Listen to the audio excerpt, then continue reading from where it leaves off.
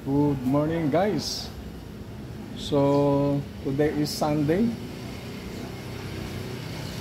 April 13, 2025. Guys, katatapos lang namin magsimba sa ngayon at araw ng palaspas guys. So kung makikita nyo guys, no, medyo napablessingan natin. At eto guys, at meron lang ako i-share sa inyo, no? At recently guys, may gumagamit ng ano ko guys, ng account ko. At marami ng kaibigan namin na talagang binibiktima, no? So kung mapapansin nyo guys, may mga iilan, no? Pag nag-ano sila, nag-chat sila, no? Kasi through messenger ayun yung mga scammers ngayon through messenger, doon sila umaatake. Ngayon, ang malimit na bungad nila, kumusta? Ayan. Pag ikaw ay pumatol niyan guys, doon sa mga scammers, yan, may papakita pa yan, may attach pa silang tinatawag na picture ng bata kung saan yung bata ay kinakailangan ng sapat na lunas, no? Kaya nga, ang lungkot isipin guys, na ang daming dahilan, ang daming ginagawang pamamaraan paano makapangloko ng kapwa, no? Kaya doon sa mga kaibigan ko, no, at yung mga followers natin dyan, never kayong pumatol doon sa mga scammers, especially kinakamusta kayo. Okay? Kinakamusta kayo. Then, after how many exchange chat, andyan na yung pwede bang makahiram. No? Makahiram 50k, akalain nyo 50k. Saan mo dadamputin yung 50k? Tapos, yung scammer, sasabihin pa nila na tubuan niya raw, balik niya bukas. No? At tutubuan niya raw ng 30%. Imagine, grabing scammers, no?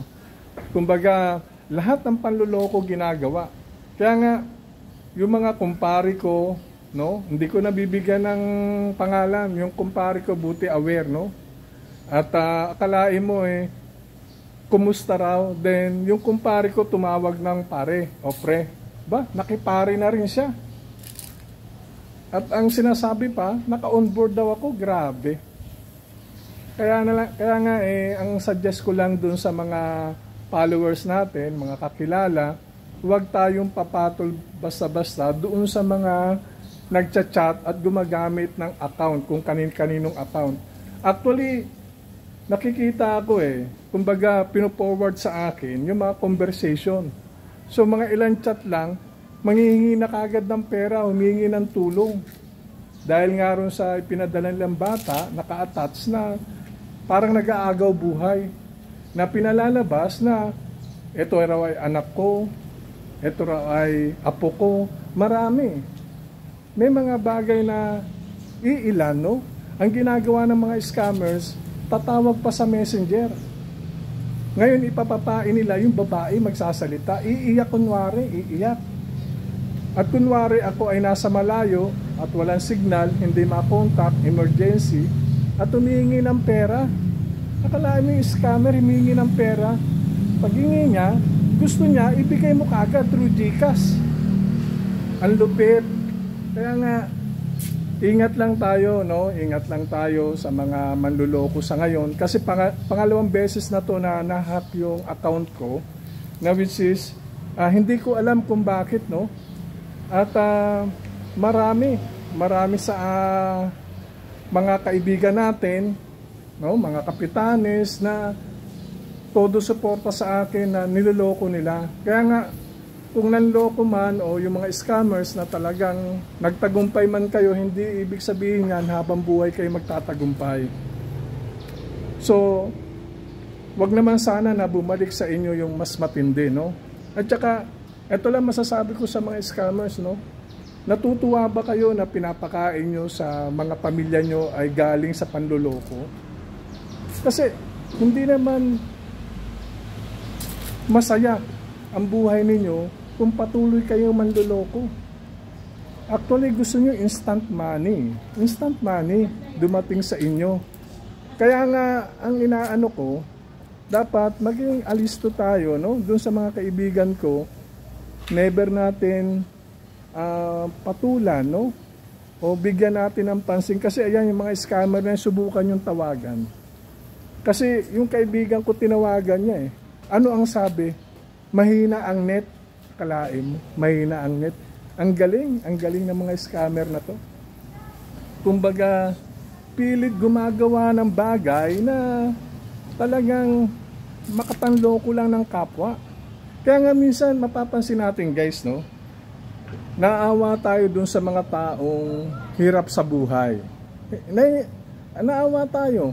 Pero hindi naman pala lahat ng tao na naghihirap ay dapat kaawaan. Kasi may mga ilan pala, yung mga iba, patuloy na nanluloko eh.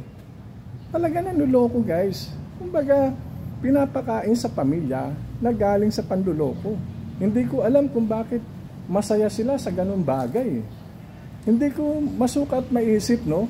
Akalain mo, ilang chat lang, kapag yung mga kaibigan natin nag-reply, minsan magsabi, kamusta na? Eto sir, kamusta? Ikaw, nasaan ka? Ngayon sasabihin, naka-onboard ako ngayon. Akalain mo. Tapos, maya-maya, andyan na yung chat na, meron ka ba dyan?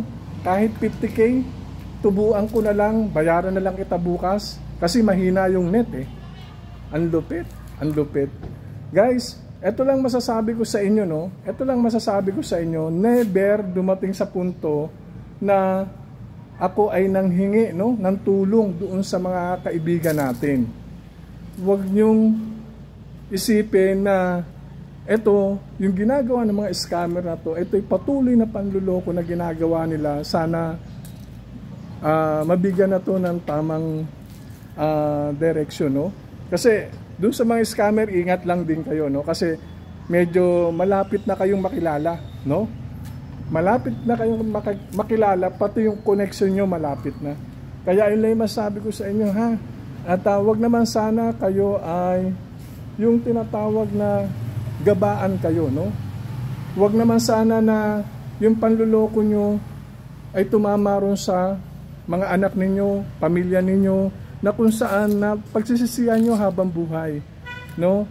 Wag kayong manggamit ng pangalan ng tao, kinakapture nyo yung sa picture ko para nang sa ganon na lumalabas na ako yung kausap ng mga seaman. Masama yan, masama yan. Ngayon, sabi ko nga sa inyo, magbanat kayo ng buto.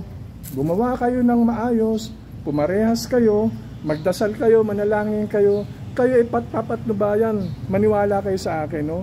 Kasi alam ko yung mga style ninyo, alam ko malakas kayo eh. Nakakagalaw kayo, hindi kayo tinatawag na sinasabi nga natin na paralyzed, hindi naman kayo paralyzed. Nang sa ganun ay kayo ay pang yung pagbigyan, no? Kaya ang hirap, ang hirap. Kaya nga yung mga arte-arte, no? Tumatawag kayo sa mga sima namin, mga crew namin, mga kaibigan namin, ginagamit nyo yung boses ng babae o yung babae mismo na aarte, iiyak doon sa messenger yung video, no? Actually nag-o-off ng video eh, kasi ayaw nga magpakilala dahil alam namin may connection to. Alam namin, no, unti-unti na namin nalalaman kung sino-sino yung mga connection dito. Kaya itigil nyo na yan, itigil nyo na yan, yung masamang gawain na yan, kasi walang pahinat na yan sa inyo. Kasi patuloy lang lumulubog yung sarili nyo, pagkatao nyo, kasama na yung pamilya ninyo. Kala nyo ba masarap na manloko ng tao? Hindi masarap, no? Ito ay magiging konsensya mo to. Magiging konsensya mo to, dadala-dalahin mo to, hindi lang doon sa pamilya mo, no? Sa magiging apo mo pa kung magkakaroon ka ng apo. Okay? Kaya doon sa mga kaibigan ko, pasensya na kayo, no? Pasensya na. At kung sino man na naluloko ng mga scammers na to, pasensya na. At tayo ay mga biktima talaga, no? Hindi ko rin alam na bakit nahack na nung una, pangalawa meron na naman, no? Kaya sana maging maingat lang mga guys, mga kaibigan natin dyan, kakilala, no, na bago tayo magpakawala ng pera, ultimong 1,000 yan o 500 yan, alamin natin kung talagang legit ba yung tao o ako ba talaga ang kausap ninyo. Kasi guys, maniwala kayo sa hindi, no, dumating yung punto na grabe, medyo down din ako dahil namatayan ako ng kapatid ko, pero never pumasok na mag-chat ako, humingi ako ng tulong sa mga kaibigan ko kasi ako hiyang-hiya. So ayoko mamurisyo, ayokong humingi sa kanila ng saklolo kung kakayanin ko naman at may kakatulong sa mga pamilya ng kapatid ko. So ayun lang yun. So never tayong gumawa ng paraan para mag-chat o gamitin natin yung social media para ako humingi ng tulong sa mga kaibigan natin. So ayoko nun. Kasi nakakaya, ayoko madrag yung pangalan ko, no? At saka isa pa, yung pera, hindi ito yung pinapala, no? Hindi dinadampot sa lansangan. Kumbaga ito guys, ito yung pinaghihirapan, no? Kumbaga, bago mo kitain talaga, tutulo ang pawis mo. Ang dami mga sakripisyo nangyayari para lang magkaroon ka ng pera. Kaya guys, sana maging mapanuri tayo, maging matalino tayo sa mga bagay na ganyan, lalo na't ngayon, no? Patuloy pa rin yung scammers Patuloy pa rin mga scammers na nanduloko at gamit yung account ko, no? So kung mapapansin nyo sa account, hindi legit Kasi ang nakalagay ron is Danilo Dalida. Dalawang Dalida. Ang legit, Danilo Dalida lang. Ayun lang yun, wala nang iba. At saka guys, never akong nagtangka o nag-attempt na humingi ng tulong o mangutang sa crew o sa mga kaibigan natin. Kasi mahirap yun Kumbaga, ayan ay isang panluloko rin yan, manghihiram ka, tapos hindi mo babayaran para ka rin ng loko ng tao. Kaya nga, yung mga scammer na yan, binibigyan ko lang kayo ng magandang advice, itigil nyo na yan. Itigil nyo na. Kasi kala nyo nakakalamang kayo, nakakapanloko kayo ng kapwa. Hindi ganun Kumbaga, hindi kayo magtatagumpay dyan. Ayun naman sabi ko sa inyo. Ngayon, yung kasalanan nyo talagang todo-todo talaga. Kahit magpenitensya kayo, hindi mawawala yan. Kasi nanluloko kayo ng kapwa Andyan na yung iiyak-iyak kayo. Sasabihin nyo, kailangan ng pera dahil mamamatay na yung bata. Baka dumating sa punto, yung sa pamilya nyo, mangyari yan. Baka mawala na kayo ng luha, yung iyak, no? Baka wala na kayong iyak na sinasabi. Kaya, ang sabi ko sa inyo, maging maayos kayo, no? Maging matalino kayo sa pagpili. Kasi may mga ilan talaga, may mga bagay na sadya talagang gagawa ng paraan para lang makakuha ng pera sa tao. So please lang, sa mga kakilala ko, sana mapanood nyo to, no? Yung simple na vlog na ginagawa ko na magbigay sa inyo ng gabay na sana iwasan natin na pumatol basta-basta doon sa mga chat na hindi naman natin talagang kakilala, na gamit yung account ng iba. So guys, maraming salamat sa inyo. At hindi ko napahabain pa to. At sana magbigay aral sa inyo. At shoutout na lang sa mga kaibigan ko dyan, no? Sila Captain Benjola, Chief Engineer Bete, at saka yung mga onboard natin dyan, no? At sana maging mapanuri talaga tayo, no? At maging maayos tayo. So maraming salamat at ingat na lang kayo dyan. And see you on my next vlog. Bye.